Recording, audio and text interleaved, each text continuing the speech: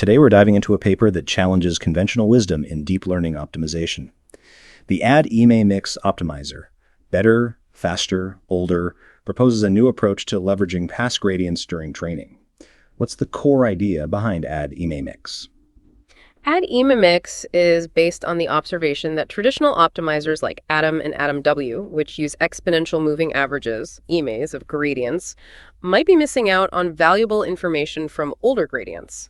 These optimizers typically use a single EMA with a relatively small decay factor, effectively focusing on recent gradients.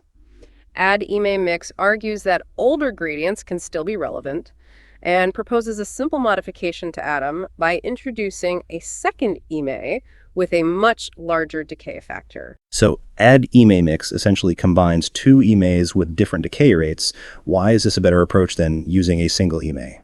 The key advantage of using two EMAs is that it allows the optimizer to simultaneously benefit from both the immediate past and older gradients.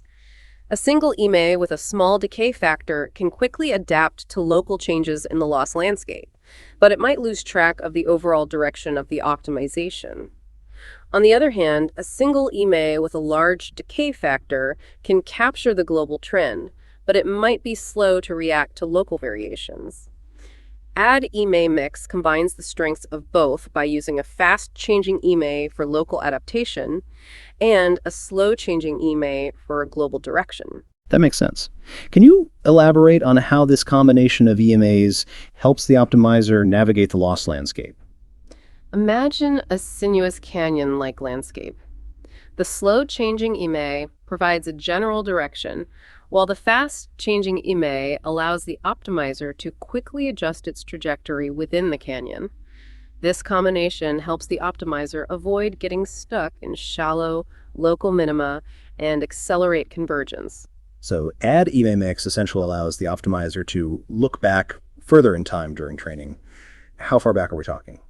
The authors found that gradients can stay relevant for tens of thousands of steps. This is significantly longer than what traditional optimizers typically consider. For example, an EMA with a decay factor of 0.9999 gives a non-negligible weight to the previous 6,930 gradients. That's a significant amount of historical information. How does AdEMAMIX handle this large amount of data? AdEMAMIX doesn't store all the past gradients. It uses a recursive formula for the EMA, which allows for efficient computation without maintaining a large buffer. The additional memory overhead comes from storing the second EMA, which is the same size as the model parameters. However, this can be mitigated using techniques like fully sharded data parallelism, FSDP. Let's talk about the experimental results. What kind of improvements did AdEMAMIX achieve? The paper demonstrates AdEMAMIX's effectiveness on various tasks, including language modeling and image classification.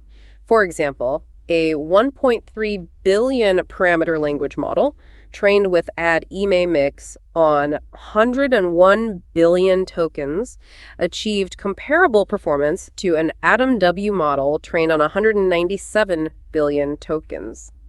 This represents a significant reduction in training data requirements. That's a substantial improvement. What other benefits did AdEMAMIX show? AdEMAMIX also demonstrated a slower forgetting rate compared to AdamW. This means that the model retains information from previously seen data for a longer period, which can be beneficial for tasks that require generalization or adaptation to new data. This is interesting. Can you explain why AdEMAMIX might forget less than AdamW? The authors speculate that the slower forgetting rate might be due to the fact that AdEMAMIX incorporates information from a wider range of past gradients. This allows the model to build a more robust representation of the data, which is less susceptible to forgetting. So AdEMAMIX seems to be a promising approach for improving deep learning optimization. Are there any limitations to consider? AdEMAMIX is best suited for settings where the number of training iterations is significant. It might not be as effective for tasks that require fast adaptation to sudden distribution shifts or non-stationary data. That's an important point. What are the next steps for research in this area? The authors suggest further exploration of different functions beyond EMAs for leveraging past gradients. They also highlight the need for a deeper theoretical understanding of the impact of momentum on generalization and the role of variance reduction in optimization. This paper raises some interesting questions about the role of historical information in deep learning optimization. Can you summarize the key contributions of ADEMAMIX? AdEMAMIX introduces a novel optimizer that leverages past gradients by combining two EMAs with different decay rates.